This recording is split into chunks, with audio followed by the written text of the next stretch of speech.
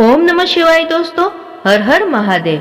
दोस्तों, आपके अपने चैनल मोटिवेशन धर्म मार्ग में आप सबका बहुत बहुत स्वागत है।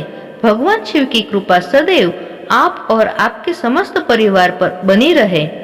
दोस्तों, आज की वीडियो में मैं आपसे बात करने वाली हूँ सावन मास की अमावस्या के बारे में। सावन मास की अमावस्या को हरियाली अमावस्या भी कहा जाता है। इस दिन गंगा स्नान करने से, पितरों के निमित्त तर्पण करने से और दान देने से, घर में हवन करने से किसी भी प्रकार की परेशानी हो उससे मुक्ति मिल जाती है। ऐसा कहा जाता है कि हरियाली अमावस्या पर अगर हम पौधे लगाते हैं, मतलब अगर हम किसी भी वृक्ष का रोपण करते हैं, तो इससे घर में संपन्नता आती है, समृद्धि की प्राप्ति होती है। वंश वृद्धि अगर रुकी हुई है, घर में संतान प्राप्ति में अगर बहुत अधिक बाधाएं आती है, तो ऐसी अवस्था में हरियाली अमावस्या पर आपको पौधे जरूर लगाने चाहिए। तो आज की वीडियो में मैं आप जानेंगे कि सावन मास की अमावस्या तिथि कब है, सावन अमावस्या की तिथि कब प्रारंभ हो रही है, कब समाप्त हो रही है, पितरों के निमित्त तर्पण आपको कब करना है, स्नान दान का शुभ मुहूर्त क्या है और आज के दिन कौन सा उपाय करें जिससे कि हरियाली अमावस्या पर सुख, समृद्धि और सौभाग्य का वरदान हमें प्राप्त हो और पितरों की कृपा हमें प्राप्त हो। तो हरियाली अमावस्या से संबंधित संपूर्ण जानकारी आपको आज की वीडियो में मैं आपको शेयर करने वाली हूँ, इसलिए वीडियो बहुत ही महत्वपूर्ण है, पूरा जरूर देखिए। अच्छी लगे तो वीडियो को लाइक जरूर कीजिए और मेरी चैनल को सब्सक्राइब जरूर कीजिए, क्योंकि आपके लाइक्स और कमेंट से मेरे लिए बहुत ही महत्वपूर्ण होते हैं। ये एकमात्र जरिया है जिससे मुझे पता चलता है कि आपको यह वीडियो अच्छी लगती है और आपके लिए यह वीडियो उपयोगी है। तो अगर वीडियो अच्छी लगे तो अपने दोस्तों और फ्रेंड्स के साथ, अपने फैमिली मेंबर्स के साथ शेयर जरूर करें। दोस्तों, सावन मास की अमावस्या तिथि बहुत महत्वपूर्ण इसलिए भी होती है क्योंकि इस दिन अगर आप पितृदोष के लिए उपाय करते हैं तो उससे आपको पितृदोष से मुक्ति मिल जाती है, पितरों की कृपा प्राप्त हो जाती है, पितृ प्रसन्न होते हैं और पितरों की आत्माएं तृप्त हो जाती है। इसीलिए सावन मास की अमावस्या तिथि के दिन पितरों के निमित्त दान, तर्पण इत्यादि जरूर करना चाहिए। इस दिन आपको सुबह जल्दी उठना चाहिए, उठकर नित्य क्रमों से निवृत्त होकर स्नान कर लीजिए। इसके बाद स्वच्छ वस्त्र धारण करके सबसे पहले सूर्य देव को जल देना चाहिए। इसके बाद अपने घर में विधि विधान से भगवान श्री हरि विष्णु जी की पूजा कर लीजिए। घर के आसपास कोई मंदिर हो तो शिवालय में जाकर शिवलिंग पर जल अवश्य अर्पित कीजिए। कच्चा दूध अर्पित कीजिए। अमावस्या के दिन अगर आप शिवलिंग पर कच्चा दूध अर्पित करते हैं तो इससे आपको सभी प्रकार के रोगों से मुक्ति मिल जाती है और राहु, केतु या फिर शनि जनित कोई भी पीड़ा आपके जन्म कुंडली में है तो इससे आपको मुक्ति मिल जाती है। चंद्रमा पीड़ित हो तो ऐसी अवस्था में आपको अवश्य ही शिवलिंग पर कच्चा दूध अमावस्या के दिन अर्पित करना चाहिए। इसके बाद अपनी क्षमता के अनुसार, अपनी इच्छा के अनुसार किसी भी गरीब को या फिर ब्राह्मण को आप दान कर सकते हैं। दान आप अन्न का भी कर सकते हैं, फलों का कर सकते हैं, पैसों का दान कर सकते हैं, वस्त्रों का दान भी कर सकते हैं या फिर किसी भी जरूरियत की जो चीजें होती है उसका दान करना श्रेष्ठ माना जाता है। और शास्त्रों के अनुसार भगवान शिव के प्रिय मास सावन मास में भोग और मोक्ष की कामना से पूजा पाठ और उपाय किए जाते हैं और अमावस्या के दिन पितृ धरती पर आते हैं, अपने परिवारजनों के पास आते हैं ताकि वह अपने वंश से तृप्त हो सके। तो जितना हो सके पितरों के निमित्त दान करना चाहिए, तर्पण करना चाहिए और पितरों की शांति के लिए, पितरों की आत्माओं की मुक्ति के लिए प्रार्थना करनी चाहिए, पूजा पाठ करने चाहिए। शास्त्रों के अनुसार श्रावणी अमावस्या पर, हरियाली अमावस्या पर अगर आप अपने पितरों के निमित्त तर्पण करते हैं तो इससे आपके पितरों को मोक्ष की प्राप्ति हो सकती है। इसीलिए सावन मास में भगवान शिव जी की पूजा करते समय आपको अपने पितरों की मुक्ति के लिए प्रार्थना जरूर करनी चाहिए।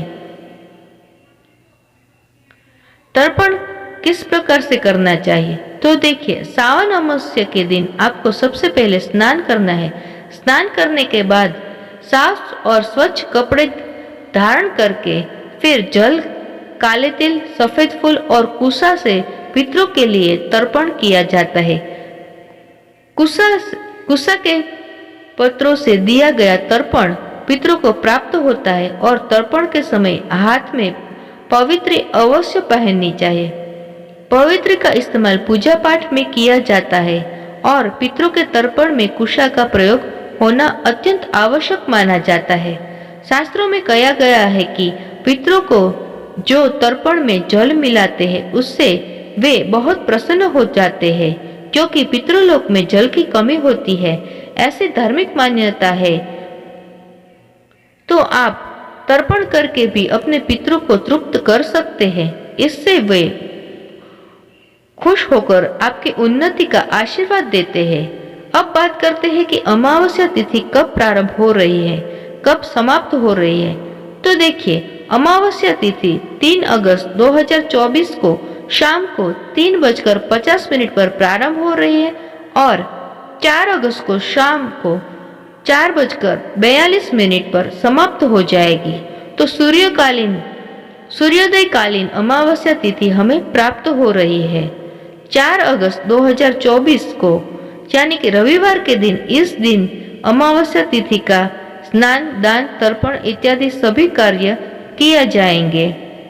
और बहुत से भक्तों है जो कि श्रावणी अमावस्या का व्रत करते हैं या फिर प्रत्येक महीने की अमावस्या तिथि का व्रत धारण करते हैं, तो 4 अगस्त को ही अमावस्या तिथि का व्रत रखा जाएगा। इस बार हरियाली अमावस्या पर कई सारे शुभ योगों का संयोग हमें प्राप्त हो रहा है, जैसे कि रवि पुष्प योग, सवार सिद्धि योग, इसके साथ ही सिद्धि योग, यह तीनों शुभ योग हमें प्राप्त हो रहे हैं 4 अगस्त 2024 को, यानी कि रविवार के दिन जो श्रावणी हरियाली अमावस्या है वह अत्यंत ही श्रेष्ठ और शुभ योग में है। आप सभी जानते हैं कि कितना श्रेष्ठ माना जाता है रवि पुष्प योग। रवि पुष्प योग में अगर आप कोई भी खरीदारी करते हैं, जैसे कि सोने, चांदी या फिर धातु खरीदना, महंगी धातुएं खरीदना या प्रॉपर्टी खरीदना